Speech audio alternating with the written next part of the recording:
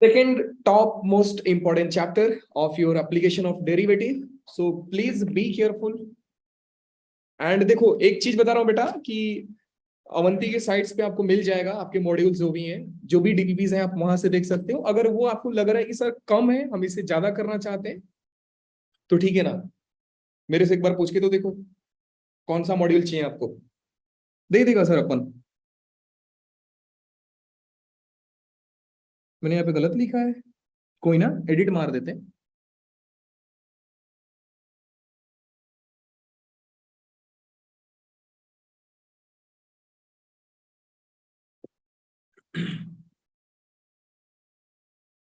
Now it is good. ठीक है बेटा, देखो मैं आपको बता रहा हूं बेटा, मोनोटोनिसिटी में हम एक्चुअली पढ़ने क्या वाले हैं। सबसे पहले मैं फिर से कहानी शुरू करता हूं। लिमिट में हमने ये सीखा था कि सर अगर एक ग्राफ कहीं से ब्रेक हुआ है, तो ब्रेक होने के बावजूद भी हम किसी पॉइंट पे, जिस पॉइंट पे ग्राफ ब्रेक हुआ था, उस पे हम लोग उसका लिमिटिंग वैल्यू फाइंड कर रहे थे। सेकेंड चैप्टर बेटा हम लोगों ने सीखा कि अगर सर ग्राफ ब्रेक नहीं हुआ तो क्या हम किसी पॉइंट पे फंक्शन कंटिन्यूअस है या नहीं है, हमने सीखा। कंटिन्यूअस हमने किसी पॉइंट पे सीखा, कंटिन्यूअस हमने इंटरवल में सीखा, कंटिन्यूअस हमने आइसोलेटेड पॉइंट पे सीखा। सो ये सारी की सारी चीजें बेटा हमने सीखा।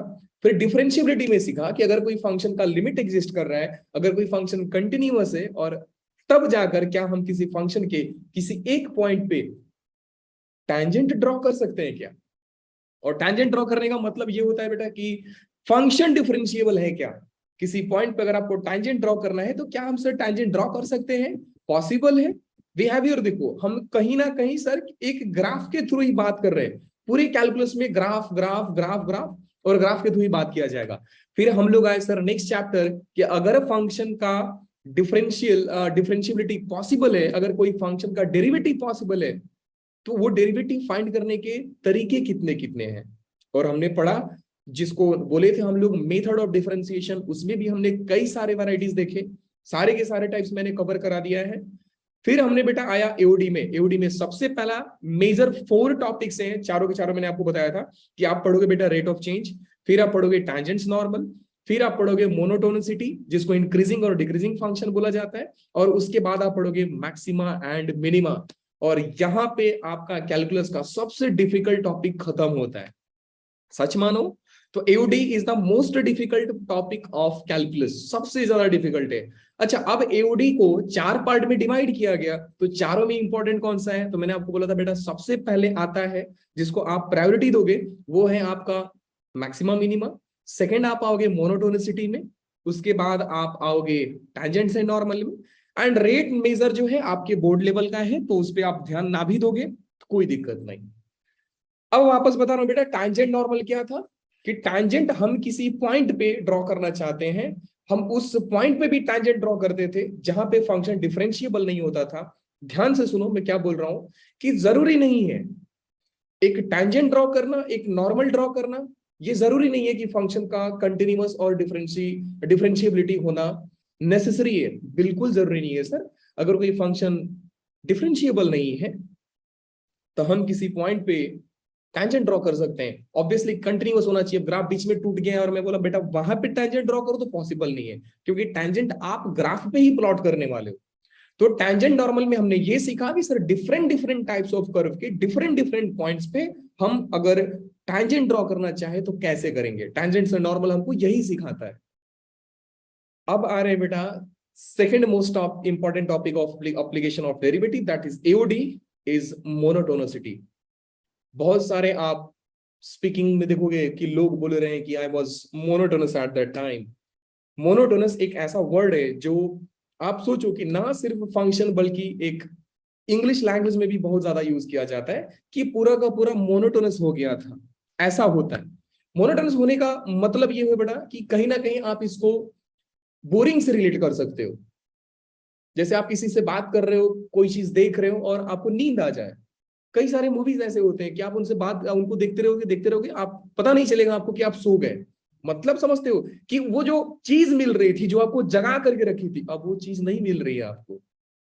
अब आपका मोनोटोनस हो गया, पूरा का पूरा मूवी मोनोटोनस हो गया। फंक्शन का भी वही है कि सर अगर फंक्शन मोनोटोनस कब हो जाएगा, कब हम फंक्शन पे इंटरेस्ट लेना छोड़ देंगे, मोनोटोनस का मतलब इंटरेस्ट लेना छोड़ देंगे और हम श्योर हो जाएंगे कि यही होगा। क्योंकि अगर मैंने ये मूवी का एग्जांपल दिया है तो आप रिलेट कर रहे हो। कई बार ऐसा होगा आपके साथ कि आप मूवी का स्टार्टिंग का सीन देखोगे और एंड अपने आप इमेजिन कर लोगे अब तो यही होगा सर। और वही हो जाता है कि आप किसी चीज के बारे में आप पहले से एनालिसिस कर लो कि यही होगा सर, तो वो मोनोटोनस हो जाता है। अब एक क्रिकेट देख रहे हो आप, क्रिकेट गेम में आपको मालूम पड़ा कि सर 100 बॉल्स बाकी हैं और आपको रन मारना है सिर्फ ये 50 तो बहुत भी ठीक हो गया, और आपको रन मारने सिर्फ 10 रन मारने। नहीं लगता सर बोरिंग हो जाएगा वो, क्या 2-3 बॉल में गेम खत्म, अपन लोग डिक्लेयर कर देंगे सर मैच जीत गए। वही एनालिसिस होती है। तो फंक्शन के भी बारे में बेटा अपन लोग यही बात करेंगे कि फंक्शन मोनोटोनस कब होगा। उसको पढ़ने के लिए सबसे पहला जो इंपॉर्टेंट चीज है बेटा, एक एक जो भी इंपॉर्टेंट टर्मिनोलॉजी है उस पर ध्यान देते हैं। तो देखो सबसे पहले मैंने लिखा इंक्रीजिंग, और नहीं होगा, यहाँ पे एंड होना चाहिए। आई एम सो सॉरी कि मैंने यहाँ पे मिस्टेक किया, let me just make it correct. यहाँ पे एंड होगा बेटू, ये तो मिट भी नहीं रहा है, कोई ना, never mind, I will edit this part. Increasing और स्ट्रिक्टली इंक्रीजिंग का मतलब और हो गया ना तो आप दोनों को एक ही चीज समझ जाओगे, लेकिन बेटा अभी मैं बता रहा हूं दोनों अलग अलग चीज है।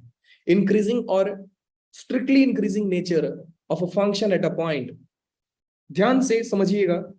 इस चैप्टर में थ्योरी ज्यादा नहीं है, इस टॉपिक में थ्योरी ज्यादा नहीं है, बस कॉन्सेप्चुअलिटी आपका क्लियर होना चाहिए, कॉन्सेप्ट आपका क्लियर होना चाहिए और विजुअलाइजेशन बहुत थोड़ा ठीक ठाक होना चाहिए। अब देखो बेटा, बात है इंक्रीजिंग की। अगर मैं सिंपल लैंग्वेज में इस पूरे डेफिनेशन को प्रेजेंट करूं तो इसका डायरेक्ट मतलब ये होता है कि सर आप कोई भी कर्व इमेजिन करो, जैसा भी कर्व आपको लेना है आप इमेजिन करो। ठीक है बेटा, जब कर्व भी अपने को इमेजिन करना था तो क्यों ना मैं एक ई पावर एक्स का कर्व इमेजिन कर लूं, क्यों ना मैं एक ई पावर एक्स का कर्व इमेजिन कर लूं, कर लिया सर। अब ध्यान से सुनो, इंक्रीजिंग का मतलब ये होता है बेटा कि आप, पहला मैं आपको बता रहा हूं एकदम सिंपल सा लैंग्वेज जो आपको याद रखना है। डेफिनेशन आप मैथमेटिकली दिमाग में रखो या ना रखो, बट रफ आइडिया में इसको याद रखना है कि सर अगर कोई फंक्शन इंक्रीजिंग है, when we go left to right, ध्यान से समझिएगा, when we go left to right on x axis, output increases, output आपको इंक्रीज होता हुआ मिल जाएगा। टू बी मोर प्रिसाइज बेटा मैं ये बोल रहा हूं कि जब आप लेफ्ट से राइट जाओगे, ध्यान से समझिएगा, जब ये लेफ्ट से आप राइट जा रहे हो और फंक्शन बढ़ता हुआ मिल रहा है, वाई ऊपर ऊपर वैल्यू देते जा रहे हैं, तो आप बोलोगे सर फंक्शन इंक्रीजिंग है, आप बोलोगे सर फंक्शन इंक्रीजिंग है। एंड अगर मैं इसको जस्ट अपोजिट में पढ़ूं, लाइक उल्टा में पढ़ूं कि when we go right to left, when we go right to left, now it is good.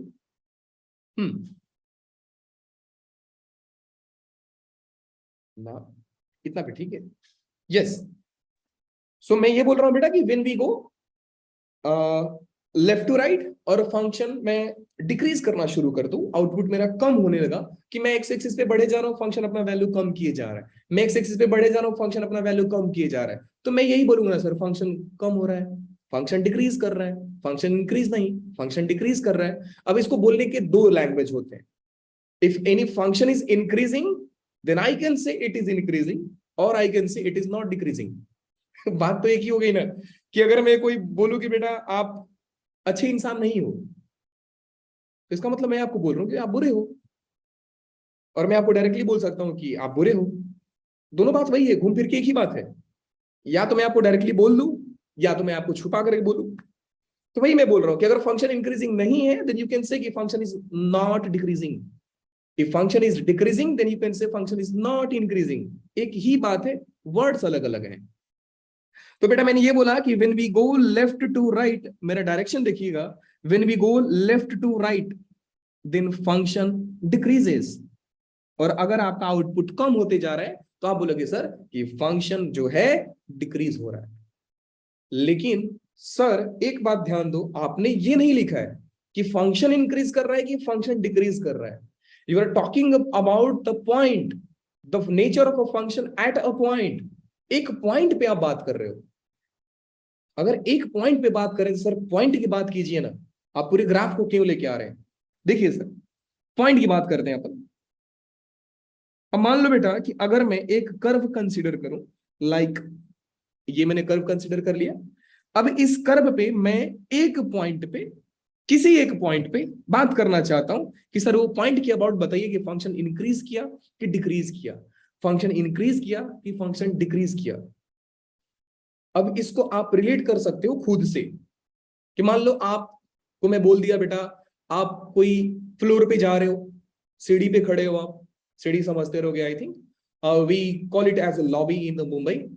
सीढ़ी बता रहा हूँ जिसका हिंदी लैंग्वेज है। तो आप सीढ़ी की कोई कोई जगह पे खड़े हो। अगर मैं बोलूं बेटा कि आप इंक्रीज कर रहे हो, मतलब पक्की बात है आपने एक ऊपर गया रहेगा, और आप अगर नीचे आओगे तो फंक्शन नीचे आओगे। तो आप ऊपर जा रहे हो कि आप नीचे आ रहे हो? आप ऊपर जा रहे हो, आप नीचे आ रहे हो, ये पॉइंट तभी पता लग सकता है जब मैं आपको दोनों साइड जानता रहूं। आप खड़े कहां पे थे, रेफरेंस पॉइंट नहीं मालूम है तो कहां से बता सकते हो? देखो, मेरा बोलने का मतलब ये है बेटा कि अगर मुझे मान लो कि ये पॉइंट पे डिस्कस करना है कि सर ये फंक्शन इंक्रीज किया कि डिक्रीज किया, अगर मैं ये बात करूं कि फंक्शन डिक्रीज किया कि इंक्रीज किया, और मैं इंटरेस्टेड हूं ए पॉइंट पे, first we have to check sir a पे फंक्शन का वैल्यू कितना था। अब प्लीज इस बात को जितना ध्यान से समझेंगे न्यूमेरिकली आप उतना स्ट्रांग होते जाओगे।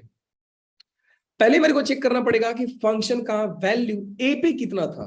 अच्छा, इसका मतलब ये सर कि अगर मुझे क्वेश्चन में ये पूछा जाए, एक बढ़िया सा फंक्शन दिया जाए और बोला जाए कि ये फंक्शन इस पॉइंट पे इंक्रीज कर रहा है कि डिक्रीज कर रहा है, तो सबसे पहले मुझे उस पॉइंट पे ही फंक्शन का वैल्यू निकालना पड़ेगा। यस, आपको सबसे पहला काम क्या करना है, क्वेश्चन मिला, फंक्शन को बोला इंक्रीज कर रहा है डिक्रीज कर रहा है, और किसी एक पॉइंट की बात किया, आप पॉइंट को क्वेश्चन में रख दो।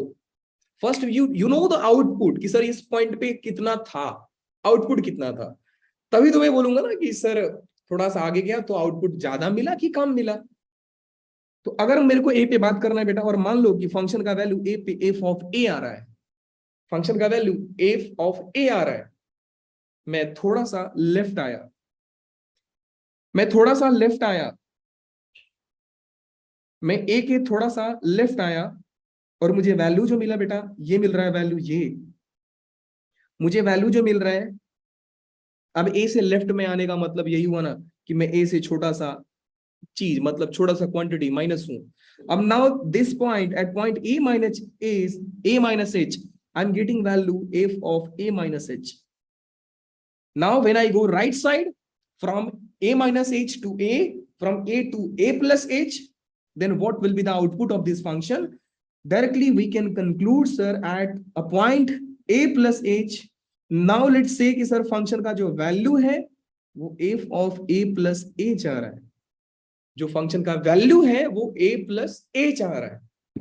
ध्यान से समझो सर, ये तो हमने डायरेक्टली सीख लिया कि जब हम लेफ्ट टू राइट गए, जब हम लेफ्ट टू राइट गए, जब हम लेफ्ट टू राइट गए, देखो जब हम लेफ्ट टू राइट जा रहे हैं फंक्शन ऊपर भाग रहा है। इस पॉइंट पे बेटा ए माइनस एच पे ए, हाँ ए माइनस एच पे एफ ऑफ ए माइनस था, ए पे एग्जैक्टली एफ ऑफ ए हो गया, और ए प्लस एच पे f of a plus h आ रहा है। सो जैसे मैं ऐसे गया लेफ्ट टू राइट गया, ये डाउनवर्ड से अपवर्ड जा रहा है, फंक्शन अपवर्ड डायरेक्शन में मूव कर रहा है, फंक्शन अपवर्ड डायरेक्शन में मूव कर रहा है।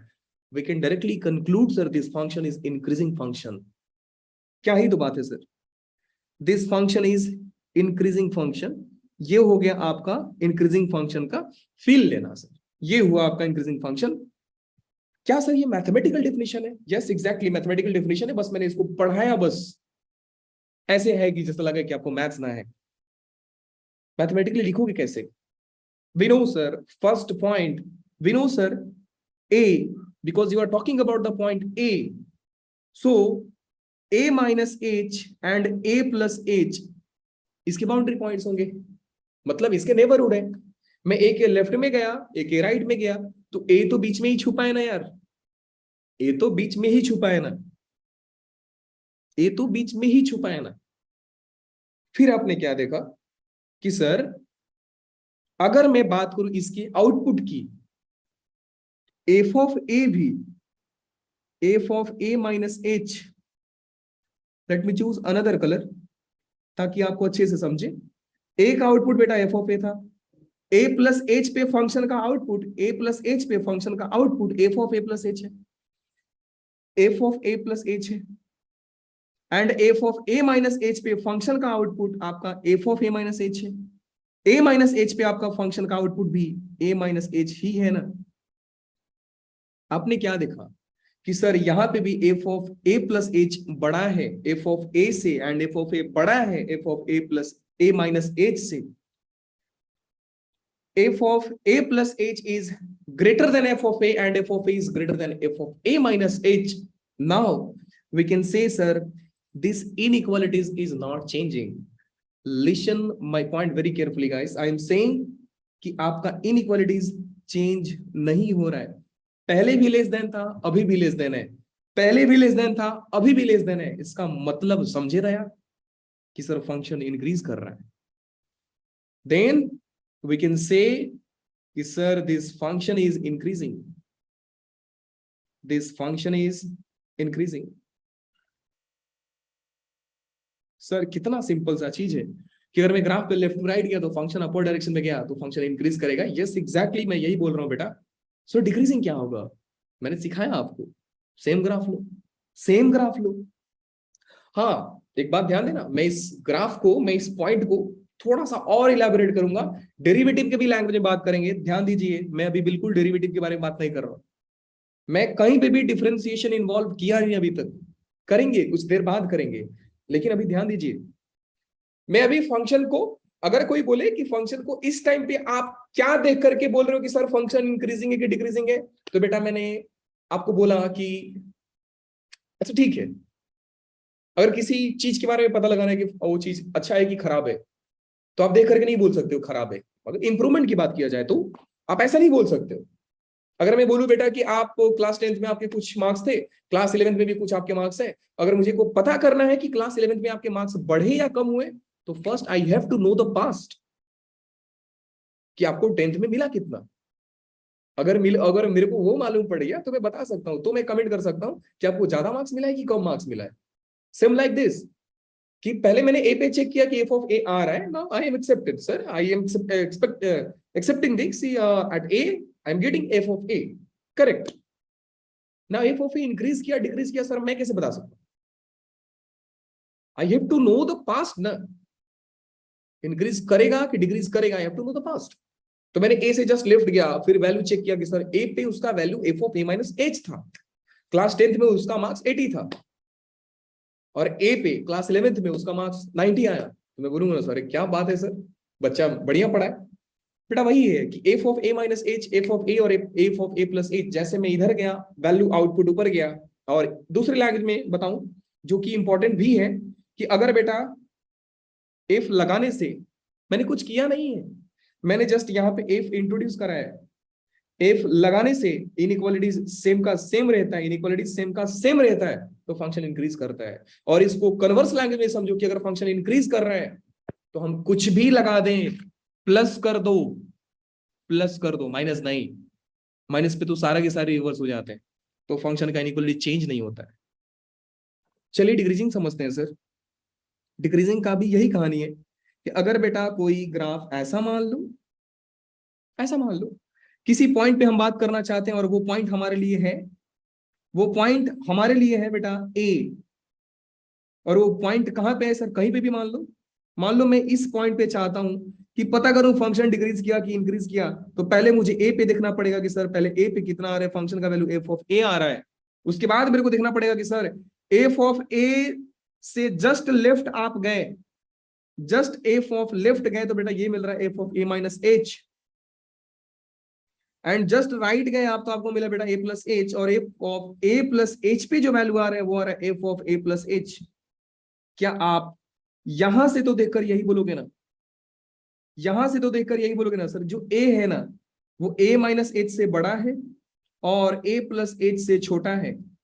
लेकिन जब मैं आउटपुट की बात करता हूं, जब मैं आउटपुट की बात करता हूं तो सबसे बड़ा मतलब सबसे ऊपर, ओरिजिन से जो जितना दूर, पॉजिटिव में, पॉजिटिव साइड में ओरिजिन से जितना दूर उतना लार्जर क्वांटिटी, ओरिजिन से जितना दूर उतना लार्जर क्वांटिटी। लेकिन नेगेटिव में रिवर्स होता है, ओरिजिन से जितना दूर उतना छोटा क्वांटिटी, ओरिजिन से जितना दूर उतना छोटा क्वांटिटी। तो sir f of a minus h, क्योंकि आप पॉजिटिव डायरेक्शन में ले रहे हो, तो F of a minus H सबसे ऊपर मतलब सबसे बड़ा। F of a minus H जो है बेटा बड़ा है किससे, एफ ऑफ ए से, और एफ ऑफ ए बड़ा है किससे, F of a plus h से, क्योंकि F of a plus H सबसे नीचे आ गया है। कुछ ऑब्जर्वेशन कर रहे हो आप यहाँ पे? सर जैसा ही मैंने फंक्शन में एफ को इंट्रोड्यूस कराया, जैसे ही मैंने इस फंक्शन में एफ को इंट्रोड्यूस कराया, इनइक्वालिटी चेंज हो गया आपका। ये हो गया एफ, ये हो गया एफ, और ये हो गया एफ, और करते के साथ इनइक्वालिटीज रिवर्स, इनइक्वालिटीज रिवर्स। और आप देख सकते हो कि sir f of a minus h is far than f of a and it is far than f of a plus h from origin. जो जितना दूर वो उतना बड़ा। तो बात वही है सर। कन्वर्सली भी अब आपको समझना है कि अगर फंक्शन डिक्रीज करेगा तो मेरे को यूज करते टाइम इनइक्वालिटी चेंज करना पड़ेगा। सर आप सिखा क्यों रहे इस चीज को, आप इस चीज को क्यों सिखा रहे हैं? मैंने कुछ, yes, F of a minus h is greater then, गलत नहीं था, बस ये वाला लाइन मेरे को मिटाना था इसलिए मैं बैक गया। F of a plus h, now let me make it something, let me elaborate it. Guys मैं ये बोल रहा हूं कि ये चीज सीखना जरूरी क्यों है। देखो अगर मैं बेटा आपको बोलूं कि x जो है वो 2 से और 4 से, x जो है 2 और 4 के बीच में आ रहा है, और मैं चाहता हूं यहाँ पे साइन अप्लाई करना। पॉइंट को ध्यान से समझना, बहुत ही काम का चीज है। अगर मैं बेटा कोई बोला कि सर साइन को अप्लाई कर दो, वेविकर में आपने सीखा है, आपने वेविकर में ये सीखा है कि अगर मैं x+2 कर दूं, 4+2 कर दूं, 2+2 कर दूं, तो इनइक्वालिटीज में फर्क नहीं पड़ता है। अगर मैं माइनस कर दूं तो फर्क पड़ता है, अगर मैं माइनस करूं तो फर्क पड़ता है, माइनस करूं तो फर्क पड़ता है। लेकिन सर ये जो 2 और माइनस कर रहा हूं, ये मेरे को मालूम है कि सर ये 2 ज्यादा है, -2 मतलब माइनस कम है। क्या होगा जब मैं एक ऐसी चीज के बारे में बात करूं जिसका बिहेवियर मेरे को मालूम ही नहीं है? जैसे मैं आपको बोलूं बेटा कि साइन लगा दो, आपने लगा दिया साइन एक्स, आपने लगा दिया साइन 4, और आपने लगा दिया साइन 2। क्या आप गारंटी दे सकते हो कि सर यहाँ पे इनइक्वालिटी चेंज नहीं होगा? क्या आप दे सकते हो? क्या आप कमेंट कर सकते हो? अब साइन छोड़ो, अगर मैं बेटा कॉस लगा दूं, मैं अगर ये मैं तीनों ही फंक्शन पे कॉस लगा दूं, तीनों ही फंक्शन पे कॉस लगा दूं, ये हो जाएगा cos 4 और ये हो जाएगा cos 2। क्या आप गारंटी दे सकते हो कि सर इनइक्वालिटी चेंज नहीं होगा? आप बोल सकते हैं क्या आप चेंज होगा नहीं होगा? No, I can not comment on it. मैं नहीं बोल सकता हूं। क्यों? क्योंकि सर हमको नहीं मालूम है कि सर साइन एक्स इंक्रीजिंग है कि sine x cos x increasing है, साइन एक्स डिक्रीजिंग है कि कॉस एक्स डिक्रीजिंग है, हम नहीं जानते हैं सर। इसका मतलब समझे आप कि without knowing the behaviour of function you can not comment कि सर ये फंक्शन का इनइक्वालिटी चेंज होगा कि फंक्शन का इनइक्वालिटी चेंज नहीं होगा। अब आपको समझ में आ रहेगा सर ये चैप्टर का इंपॉर्टेंस कितना आने वाला है। बचपन में की आदतें छोड़ दो, जो प्लस माइनस करते थे, मल्टीप्लाई डिवाइड करते थे, now you have to play with function. So मैं यहां पे लिख रहा हूं, at this moment we can not comment, we can not comment. यहां पे मैं कुछ भी कमेंट नहीं कर सकता हूं कि ये सही है कि गलत है। We can not comment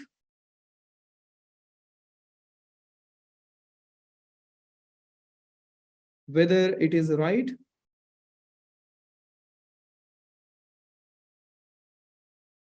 or wrong। ये सही है कि गलत है सर हम नहीं कर सकते। Reason is we don't know the behaviour of sine and behaviour of cos. कहीं कहीं बढ़ता है, कहीं कहीं कम होता है। जैसे साइन पॉजिटिव होता है फर्स्ट एंड सेकंड क्वाड्रेंट में, कॉस नेगेटिव होता है सेकंड क्वाड्रेंट में। तो मेरे को बताना पड़ेगा कि सर मैं एक्स का वैल्यू जो है बेटा ये कहां से कहां तक लाई कर रहा है। हाँ, अगर मैं क्वाड्रेंट स्पेसिफाई कर दूं तो आप कमेंट कर सकते हो।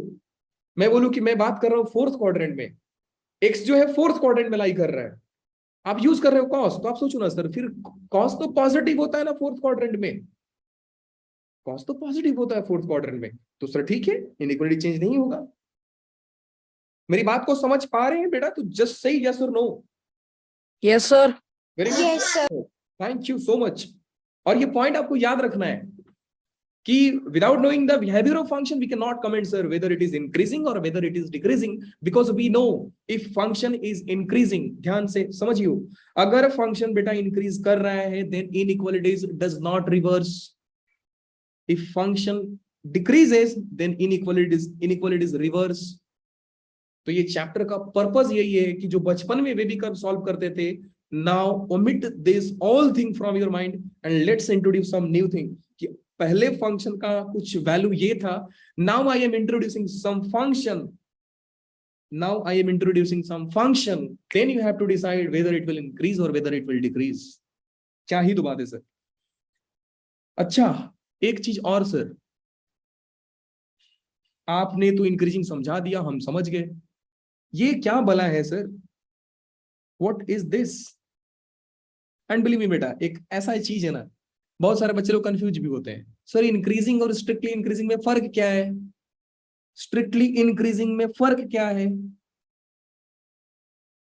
आप जानते हो सर, इंक्रीजिंग का मतलब होता है बढ़ रहा है, इंक्रीजिंग का मतलब होता है बढ़ रहा है, स्ट्रिक्टली इंक्रीजिंग का मतलब गारंटी बढ़ रहे हो।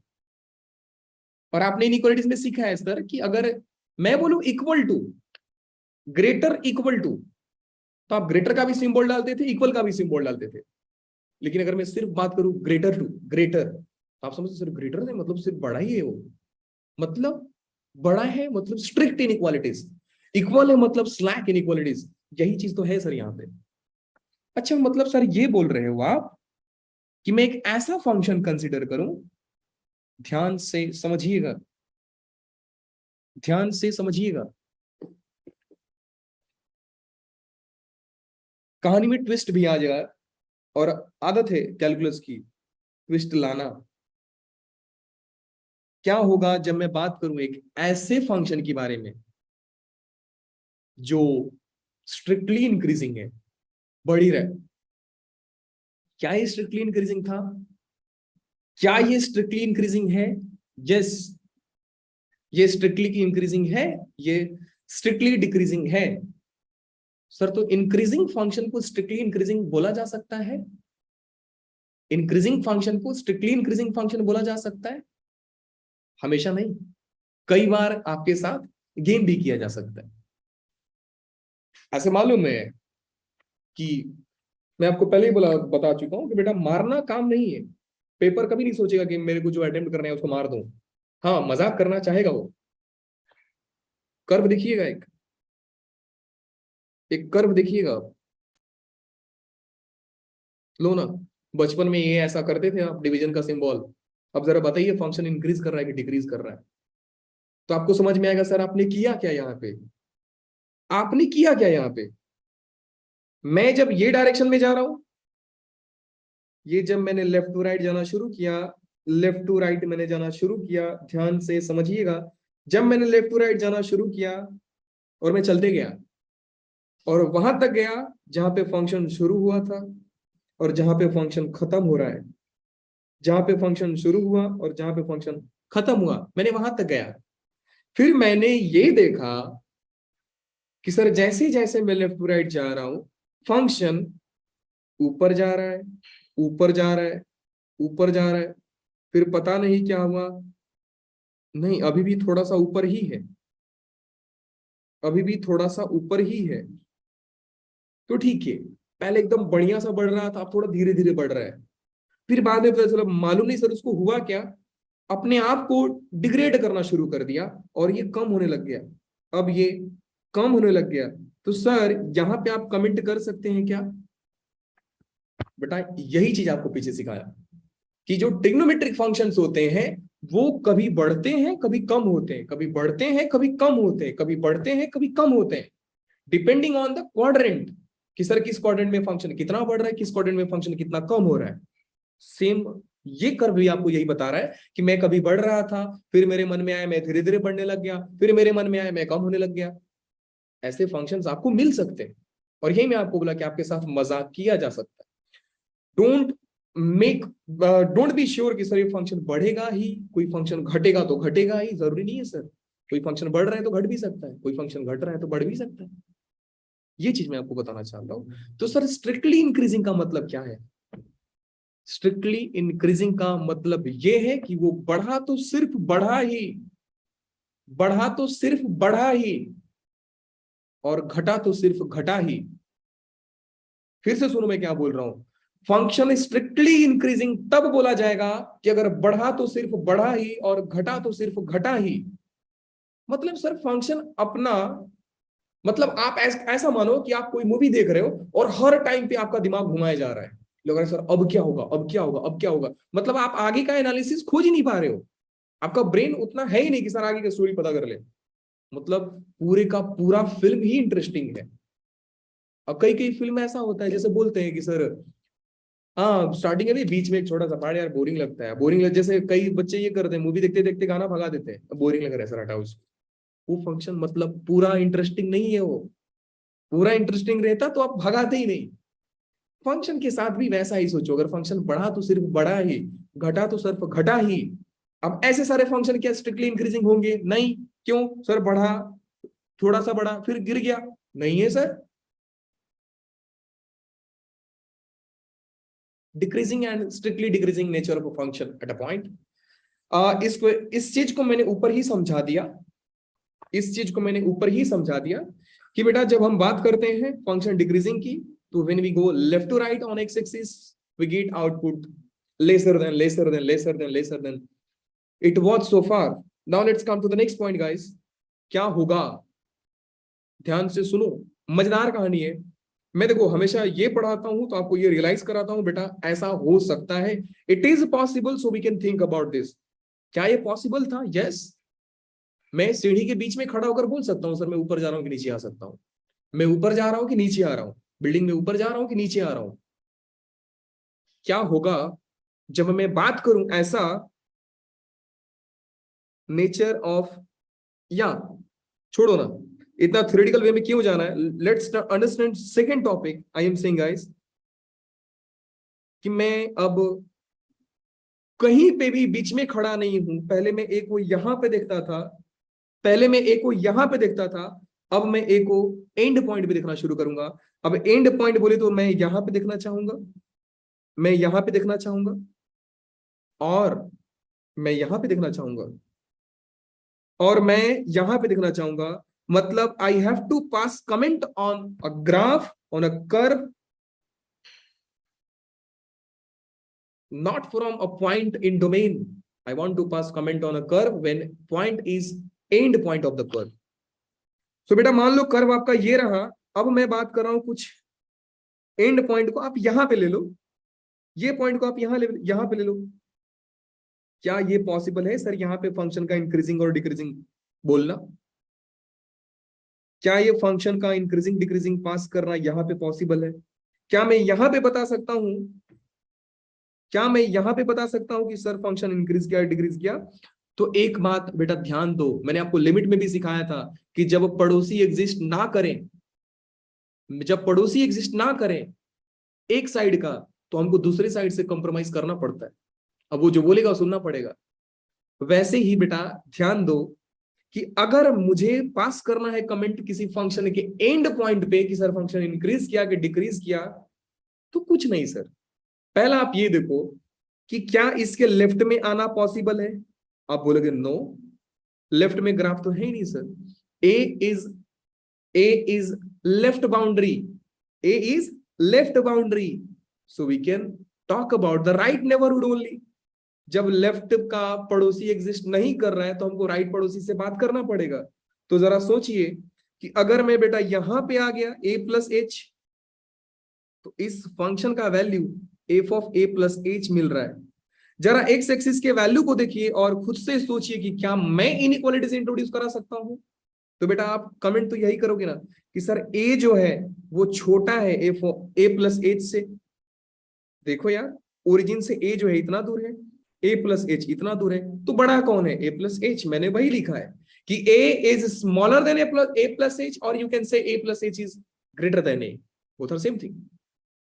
सर वाई के वैल्यूज को देखो आप, क्या एफ ऑफ ए भी f of a plus h से छोटा आ रहा है? यस। क्यों? सर एफ ऑफ एच का डिस्टेंस ये, f of a plus H का डिस्टेंस ये, तो F of a plus H ऊपर, एफ ऑफ ए नीचे, तो F of a plus H ऊपर मतलब बड़ा है, ऊपर वाला हमेशा बड़ा होता है। तो आपने देखा, आपने अभी तक ये देखा कि सर अगर यहाँ पे एफ को इंट्रोड्यूस कराऊं, अगर यहाँ पे एफ को इंट्रोड्यूस कराऊं, तो मेरा इनइक्वालिटीज वैसे का वैसा ही रह रहा है। तो फंक्शन को यहां पे मैं कमेंट कर सकता हूं सर, फंक्शन जो है sir, this is increasing function at a point A, eight a point, eight a point लिखूंगा तो दो बार कंफ्यूज कर देगा, एट पॉइंट ए लिखने दो बस मुझे। फंक्शन इंक्रीज कर रहा है। सर क्या होगा जब राइट पड़ोसी एग्जिस्ट नहीं करेगा? तो कोई दिक्कत नहीं ना यार, राइट पड़ोसी नहीं है, लेफ्ट से पूछ लो, लेफ्ट से पूछ लो यार, लेफ्ट से पूछ लो। तो लेफ्ट पड़ोसी कौन है सर? ए माइनस एच, और ए माइनस एच फंक्शन का करस्पॉन्डिंग वैल्यू बेटा ये आ जाएगा, F of a minus H. क्या आप इस ये वाला एक्स एक्सिस पे कमेंट कर सकते हो आप? Yes, I can do comment or I can pass comment like a is greater than a minus h, and obviously you can observe sir a is more far from a origin compared to a minus h. a जो है a minus h से ज्यादा दूरी पे है, मतलब बड़ा है। जरा मैं आउटपुट की बात कर लूं तो बेटा आउटपुट पे भी देखोगे कि f ऑफ a जो है यहाँ पे है और f of a minus h नीचे है। f ऑफ a ऊपर मतलब बड़ा, f of a minus h नीचे मतलब छोटा। सो मैंने वही लिखा है कि f of a is greater than f of a minus h. Now you can see guys कि when a was greater than a minus h and I introduced f here, then sign of inequalities does not reverse, then we can pass comment sir, f is increasing function, f is increasing function। इसका मतलब समझे बेटा कि अगर कोई function increasing है, अगर कोई फंक्शन इंक्रीजिंग है तो इनइक्वालिटीज चेंज नहीं करेगा, चेंज नहीं करेगा। मेरी बात समझ में आई तो बोलिए यस, नहीं आई तो बोलिए no. I will repeat it again. बेटा लोग मेरी बात को समझ पाए कि सर हम एंड पॉइंट पे भी फंक्शन की इंक्रीजिंग और डिक्रीजिंग बिहेवियर में बात कर सकते हैं, फंक्शन के इंटरनल पॉइंट पे भी बात कर सकते हैं, कर सकते हैं तो कर सकते हैं सर। तो सर आइसोलेटेड पॉइंट होगा तो भी कर सकते हैं क्या? कर सकते हैं यार, बिल्कुल कर सकते हैं। कोई ना, डिक्रीजिंग फंक्शन की बात करते हैं सर। डिक्रीजिंग फंक्शन की कहानी आपने ऐसा शुरू किया था कि एक कर्व ऐसा है, थोड़ा सा गिर रहा है, नीचे गिर रहा है, और बेटा मैंने बात किया कि एक पॉइंट आप यहां से ले लो, एक पॉइंट आप यहां पे ले लो, फिर आपको कुछ नहीं करना है क्योंकि इसके दोनों नेबरहुड पॉसिबल हैं। आप a माइनस एच पे भी जा सकते हो, आप a प्लस एच पे भी जा सकते हो। तो दोनों पड़ोसी से पूछना पड़ेगा बेटा अपनी अपनी वैल्यू बताइए आप। सो a पे वैल्यू इसका f ऑफ a है, a माइनस एच पे इसका value a minus h, and a plus h पे इसका value f of a plus h. So यहाँ पे देखेंगे बेटा कि a प्लस एच जो है सबसे बड़ा है, फिर a बड़ा है, फिर a माइनस एच बड़ा है। सबसे ज्यादा दूर कौन? a प्लस एच, उसके बाद कौन? a, उसके बाद कौन? a माइनस एच, मतलब सबसे छोटा a माइनस एच। और जैसे ही मैंने आउटपुट पे देखना शुरू किया मेरे को मालूम पड़ा sir f of a minus H सबसे नीचे, फिर उसके ऊपर f ऑफ a, फिर उसके ऊपर f of a plus H, मतलब सबसे बड़ा f of a plus H. तो अगेन मैंने देखा बेटा कि जब मैं यहाँ पे f को इंट्रोड्यूस कराया, जब मैं यहाँ पे f को इंट्रोड्यूस कराया, जब मैं f को इंट्रोड्यूस कराया, इनइक्वालिटीज वैसा की वैसा ही रह गया। तो मैं बोल सकता हूँ sir f is increasing function, f is an increasing function. बात समझ में आ रही है सर? बोलिए yes sir, no? Yes sir. Perfect. Yes, sir. Same यहां पे भी बात करेंगे बेटा कि अगर कोई फंक्शन डिक्रीजिंग है तो क्या मैं उसके एंड पॉइंट पे कमेंट कर सकता हूं? कर सकते हैं यार. Now end point can be anywhere, like end point can be its left boundary और it can be its right boundary. End point अब यहां पे भी हो सकता है. और मैं ही अगर आपसे पूछूं बेटा कि अब बताओ जरा इसका वैल्यू कैसे निकालोगे, तो आप तो यही बोलोगे ना सर लेफ्ट में पड़ोसी कोई है नहीं. जैसे ही आप एक लेफ्ट में जाओगे कोई पड़ोसी मिलेगा नहीं, तो आपको राइट पड़ोसी से कंप्रोमाइज करना पड़ेगा. तो बेटा मैं यहां पे जाऊंगा और पूछूंगा कि जब मैं ए से हल्का सा आगे गया तो फंक्शन का आउटपुट क्या आ रहा था? तो फंक्शन का आउटपुट आ रहा है f of a plus h. Now what can we see here sir? We can conclude sir यहां पे आपने जो लिखा है कि a is less than a plus h. Reason is sir a plus h is far from origin as compared to a, and obviously f of a is ऊपर than f of a plus h. क्या किया sir आपने? We did something wrong? Yes, silly mistake I did sir. I am extremely sorry. जहां पे a minus h लिखना था मैंने यहाँ पे a plus h लिखा है. Okay, never mind.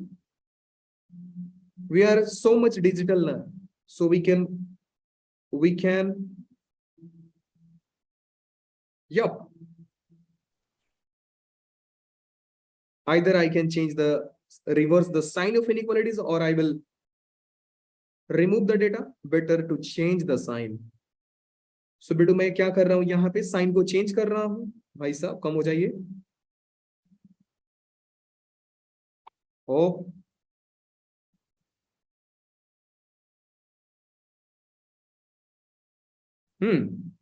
ये हो गया सर. ऐसा देखो ना a माइनस एच ऊपर है ना, तो ये सबसे बड़ा रहेगा. सिली मिस्टेक अगर आपने ऑब्जर्व किया भी तो मेरे को बताया नहीं, that is very bad sir. बता दिया कीजिए यार.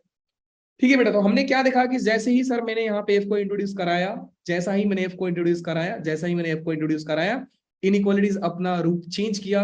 और क्योंकि इसने अपने आप को उल्टा किया है, इसका मतलब सर फंक्शन डिक्रीज कर रहा था. पहले ए पे था, एफ ऑफ ए पे था, अब ये नीचे आ गया.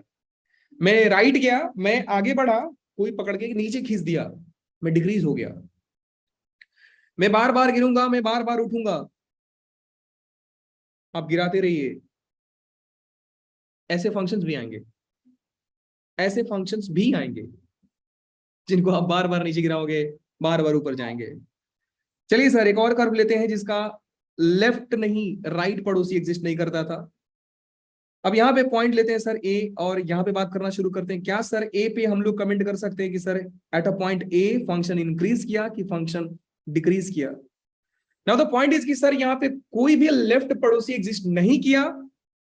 सो राइट पड़ोसी एग्जिस्ट नहीं किया, तो लेफ्ट पॉइंट से ही कंप्रोमाइज करना पड़ेगा. अब सोचो कि सर जैसे ही मैंने लेफ्ट पड़ोसी के पास गया, it is a minus h, लेकिन वैल्यू जो आ रहा है sir f of a minus H, ये तो ऊपर आ रहा है ना. तो यहां से बात क्या समझे सर कि a is greater than a minus h, लेकिन f of a is less than f of a minus h, क्योंकि sir f of a is नीचे as compare to a minus h. तो कहानी समझे सर? बोलो यार समझ में आया कि नहीं? Yes sir. Very good sir. तो ये था सर इंक्रीजिंग फंक्शन और ये था आपका डिक्रीजिंग फंक्शन. बात एक ही है. इसलिए देखो मैंने आपको कुछ भी नया नहीं बताया. सच पूछो तो अगर मैं चाहूँ तो 5 मिनट में भी खत्म कर सकता हूँ, लेकिन बात को दिमाग में बार बार जाए, बार बार जाए, क्योंकि जेई गारंटी है सर हर साल का पेपर में एक पूछता है ये, तो हम इस मार्क्स को क्यों जाने देंगे? ये रहा कहानी, और हमारा सिस्टम कर दिया लैग. काम कीजिए सर. ओके.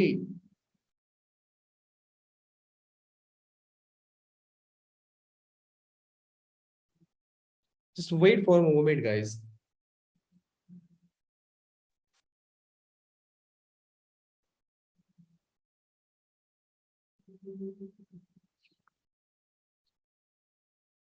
ओ, इतना लैग ना करियो sir, sometimes technology can beat us, but never mind. आ गया सामने सर, आपके सामने हाजिर है नया सवाल, कॉन्सेप्ट वही, बात करते हैं सर। क्वेश्चन का फील दे रहा हूं सर, समझना बहुत जरूरी है। और मैंने अभी तक जितनी भी सारी बातें बोली हैं, जितनी भी बातें बोली हैं, सब इसके अंदर आ जाएंगी। सुनियो ध्यान से कैसे, कि सर एक फंक्शन है, बेटा जरा ध्यान से समझिएगा।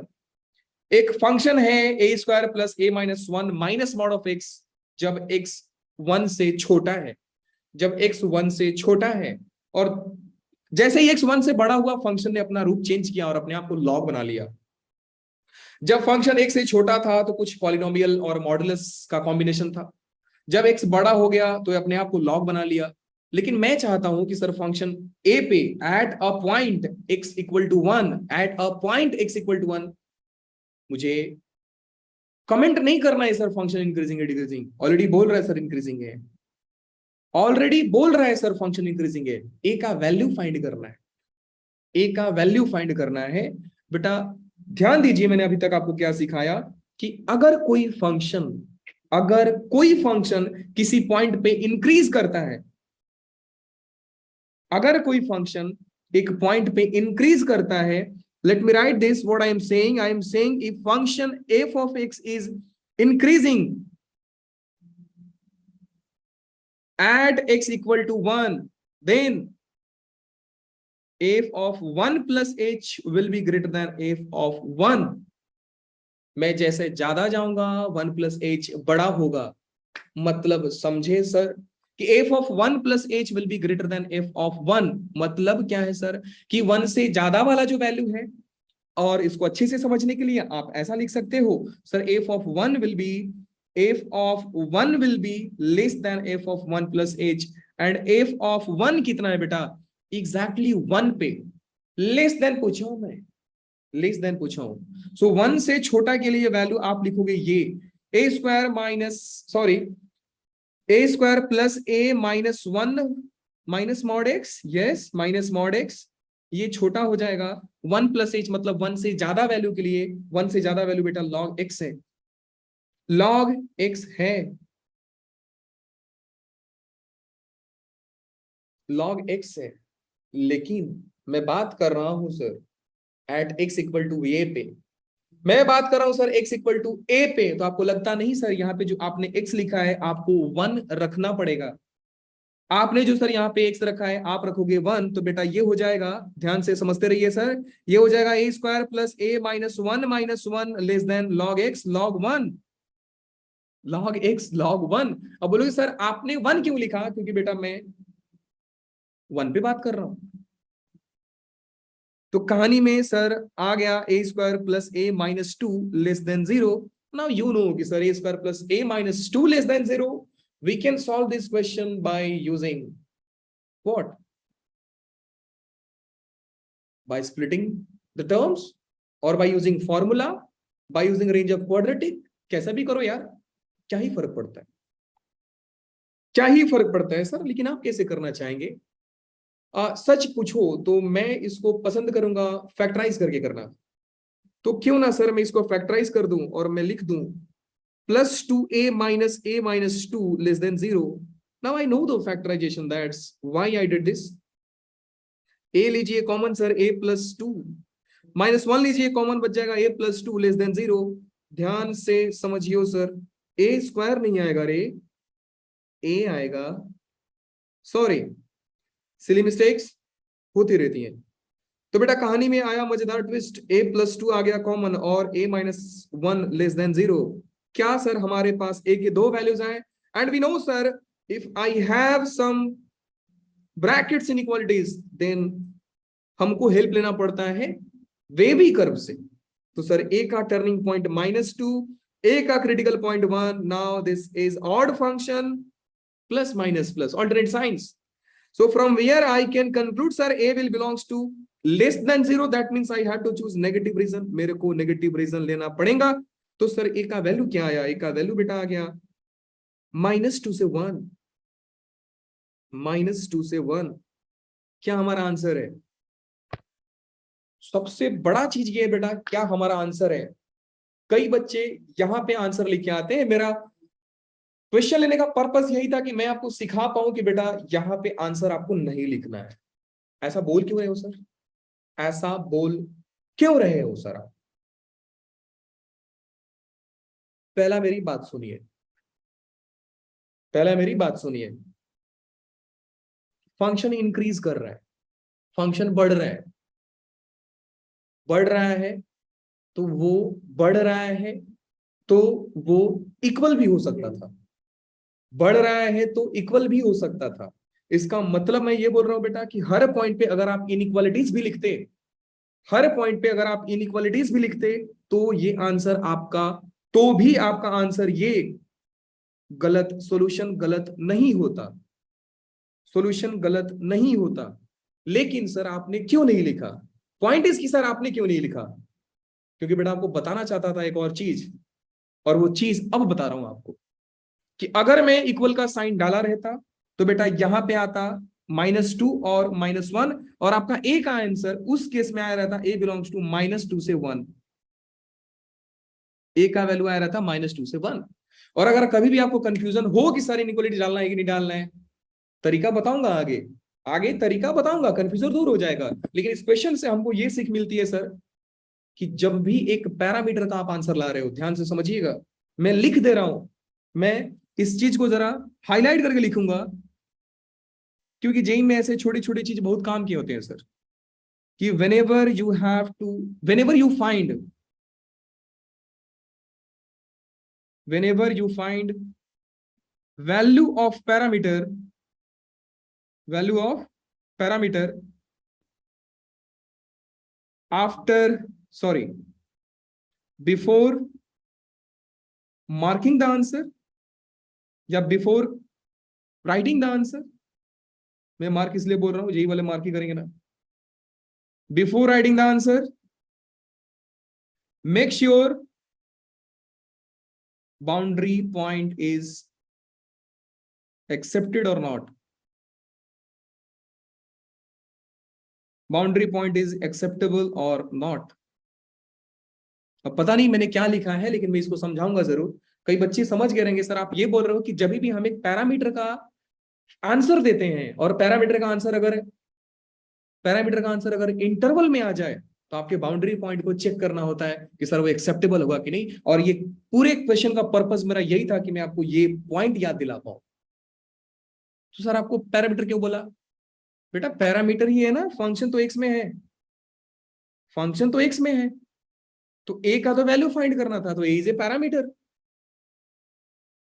सिंपल सी बात है यार। चलिए लेते हैं सर कि क्या होगा जब ए का वैल्यू मैं -2 ले लूं। Let's check for a equal to -2। ध्यान से समझते जाइए sir. For a equal to -2, ये जो लेक्चर है बेटा आपका 2 लेक्चर का है, 2 लेक्चर में मतलब 2 से 3 घंटे में खत्म हो जाता है।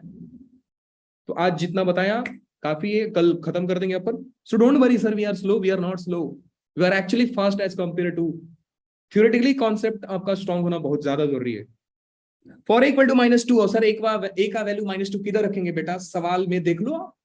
ए का वैल्यू -2 मतलब लेस देन 1 और greater than 1। Sir less than 1 तो ऑब्वियस बात है सर यहां पे रखोगे -2, तो सर आंसर आ जाएगा। एक जगह पे रखोगे -2 तो बेटा ये हो जाएगा -2² प्लस -2 -1 माइनस मॉड एक्स। तो कहानी में सर क्या होगा जरा देखिएगा। तो बेटा ये हो गया आपका, ये हो गया आपका 4 -2 2 2 -1 1 1 माइनस मॉड एक्स। अगर मैं ए का वैल्यू रखता हूं बेटा -2 तो ये हो रहा है 1 minus mod x. You will just realize the importance of graph. So far I have taught everything. Now this is a time when you realize कि सर कितना जरूरी चीज है ये सब। फॉर ए इक्वल टू -2 पे देख लिया बेटा, मैं देखूंगा for a is equal to 1 पे। बाउंड्री पॉइंट्स दो ही है, एक है -2 और एक है 1। So I have to check the behaviour of the function of the boundary point, that means on -2 और 1। सो ए का वैल्यू बेटा 1 रखो। अब बोलोगे सर 1 किधर रखने का है, 1 किधर रखने का है सर, यहां पे। खुशी खुशी सर एक्सेप्ट करो, यहाँ पे ए का वैल्यू 1 है ही नहीं, एक्स का वैल्यू 1 नहीं रखना है यार, ए का वैल्यू 1 रखना है, तो ग्राफ तो बेटा log x का ही होगा ना। जब यहाँ पे ए था तो मैंने रखा ए का वैल्यू, एक्स को मैंने हाथ नहीं लगाया था, एक्स तो एक्स ही है, एक्स तो एक्स ही है, लेकिन यहाँ पे तो ए नहीं है ना, एक्स तो एक्स ही है। तो सर ग्राफ क्या बनाना चाहते हैं बेटा, हमको पॉइंट चेक करना है एट एक्स इक्वल टू 1, और जरा बना के दिखाते हैं आपको ग्राफ। मॉड एक्स का ग्राफ आपको मालूम है सर, मॉड -x का ग्राफ कैसे होता है? ओ माय गॉड सर क्या बात करते हैं आप, मॉड 1 माइनस मॉड एक्स का ग्राफ कैसे होगा? फिर आपको जानना पड़ेगा सर माइनस मॉड एक्स का ग्राफ कैसे होगा, माइनस मॉड एक्स का ग्राफ कैसे होगा? कितने लोग जानते हैं सर माइनस मॉड एक्स का ग्राफ कितना होगा? जरा बोलिएगा एक बार। लॉग एक्स का ग्राफ तो लगभग लगभग सभी लोग जानते हैं सर, ये रहा।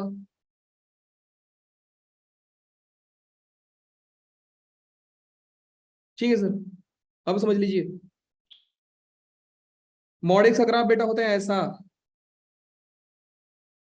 मॉड एक्स का ग्राफ होता है ऐसा, जब पूरे फंक्शन पे लगाते हो माइनस तो वो हो जाता है रिवर्स, वो हो जाता है reverse, reflection about x axis, तो मॉड -x हो जाएगा ऐसा, और क्योंकि +1 कर रहे हो तो बेटा वो जाएगा ऊपर, तो ये ग्राफ आपका उठ करके आ जाएगा, ये ग्राफ आपका उठ करके आ जाएगा ऊपर, यहां पे आ जाएगा, यहां पे आ जाएगा सर।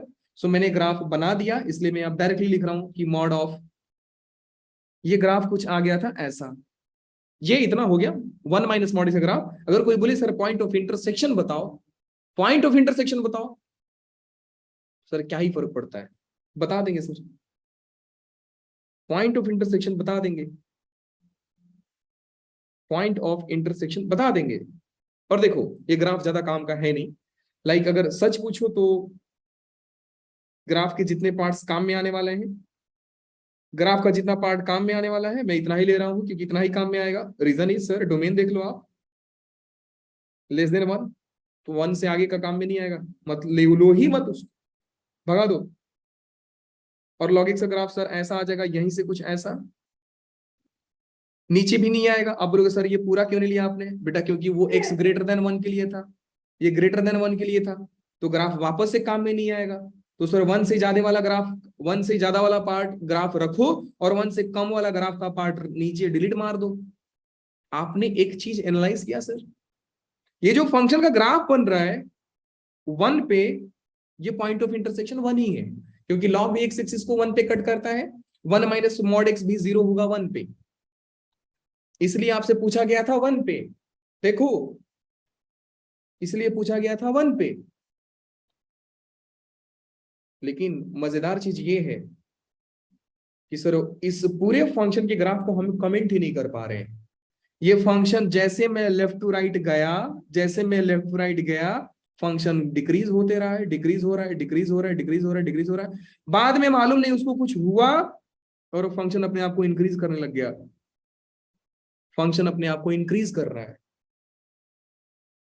मजेदार चीज सर यही था कि एट बाउंड्री पॉइंट इसका बिहेवियर को हम बोल नहीं सकते हैं, इसलिए बेटा मैंने इनइक्वालिटीज को स्ट्रिक्ट इनइक्वालिटीज बना के सॉल्व किया था, मैंने इनइक्वालिटीज को स्ट्रिक्ट इनइक्वालिटीज बनाकर चेक किया था। सर आपने तो कर दिया सर, हम कैसे समझेंगे? मान लो कोई बच्चा इक्वल का साइन डाल दिया, तो बेटा आपके लिए मैं वापस बता रहा हूं कि ये खास करके इतना काम मैं आप ही लोगों के लिए किया हूं, आप जैसे लोगों के लिए जो इक्वल का साइन डाल देंगे गलत नहीं होगा। You have to remember this point कि whenever we have a value of parameter in interval, before writing the answer make sure कि आपका जो बाउंड्री पॉइंट है 1 है, एक्सेप्टेबल नहीं है, मतलब है कि नहीं है, ये बुरा बोलने का मतलब है कि नहीं है। क्या यहां पे एक्सेप्टेबल है? नहीं सर, क्योंकि जैसे ही आप a का वैल्यू -2 लेते हो, जैसे ही आप a का वैल्यू -2 लेते हो, ये फंक्शन डिक्रीज और इंक्रीज करने लग रहा है। कोई भी कहानी में बोला गया इंक्रीज करना चाहिए, ये दोनों कर रहा है, तो हम इसको रिजेक्ट मार देंगे। तो क्या लिखेंगे sir? Final answer is, final answer is a का जो वैल्यू आएगा बेटा वो आएगा a बिलोंग्स टू -2 से 1 open interval, because at -2 and 1 f of x shows increasing or decreasing behavior both, or decreasing behavior both. ये रहा सर कहानी का एक कॉन्सेप्ट खत्म। मैंने पॉइंट पे बता दिया, वापस रिवाइज करा देते हैं। वापस रिवाइज करा देता हूं बेटा। देखो सबसे पहले कहानी हुई थी हमारी शुरू इंक्रीजिंग और स्ट्रिक्टली इंक्रीजिंग से। इंक्रीजिंग का मतलब सिर्फ बढ़ रहा है, बढ़ रहा है, बढ़ रहा है। बढ़ रहा है मतलब वो इक्वल भी हो सकता है। मान लो क्लास 10th में आपका मार्क्स आया 80, क्लास 11th में आया 80, क्लास 12th में आया 80 और उसके बाद आया आपको 13th में 90। तो मैं ये थोड़ी बोलूंगा आप कम हो गए। कम तो तब होते जब 80 से कम होता मार्क्स। आपका 80 ही चल रहा था, बढ़ा लास्ट में। क्या स्ट्रिक्टली इंक्रीजिंग है? नहीं, ये सिर्फ इंक्रीजिंग है, स्ट्रिक्टली इंक्रीजिंग नहीं है। और इसलिए मैं वो क्वेश्चन में बोला इक्वल का साइन आप डाल सकते थे। तो इंक्रीजिंग का मतलब बेटा होता है, सिर्फ इंक्रीजिंग का मतलब होता है, वापस बता रहा हूं कि यू कैन यूज यहां पे, you can use equal sign, but when we talk about strictly increasing function then we have to eliminate equality sign. Inequality sign we have to use only. आपको inequality का sign use करना है, equality का sign delete करना पड़ेगा अगर strict है तो, क्योंकि इनइक्वालिटी स्ट्रिक्ट है तो ही तो स्ट्रिक्ट इंक्रीजिंग होगा। फिर हमने बात किया बेटा कि सिर्फ डोमेन में नहीं, हम किसी डोमेन में पॉइंट मतलब किसी इंटरनल पॉइंट में नहीं, हम किसी एंड पॉइंट पे भी बात करते थे। और मैंने आपको बताया कि जब एंड पॉइंट पे बात करें तो पहले ये श्योर करो कि कौन सा पड़ोसी एग्जिस्ट करता है और सिर्फ आपको उसी पड़ोसी से आंसर देना है। सेम लाइक डिक्रीजिंग फंक्शन में भी था। डिक्रीजिंग फंक्शन में भी यही है कि ए को मैं यहां पे भी कंसीडर करता हूं, ए को मैं एंड पॉइंट पे भी कंसीडर कर सकता हूं, और ए को मैं राइट बाउंड्री पे भी कंसीडर कर सकता हूं। अब क्योंकि यहाँ पे लेफ्ट पड़ोसी एग्जिस्ट कर रहा है तो मुझे सिर्फ लेफ्ट वैल्यू से कॉम्प्रोमाइज करके रहना पड़ेगा। और हमने कमेंट देखा, बहुत ही खूबसूरत सवाल मैंने आपको कराया बेटा, बहुत ज्यादा ही खूबसूरत है। और मैंने आपको इस क्वेश्चन में 2 से 3 कॉन्सेप्ट लिया। पहला चीज कि आप यहाँ पे इंक्रीजिंग दिया है, स्ट्रिक्टली नहीं दिया। अगर स्ट्रिक्टली रहता तो आप गारंटी से इक्वल का साइन नहीं डालते, लेकिन सिर्फ इंक्रीजिंग है तो आप इक्वल का साइन डाल सकते हो, आप इक्वल का साइन डाल सकते हो, इक्वल का साइन डाल सकते हो। लेकिन मैंने आपको बताया कि मैं तो नहीं डाला, लेकिन आप डाल सकते थे।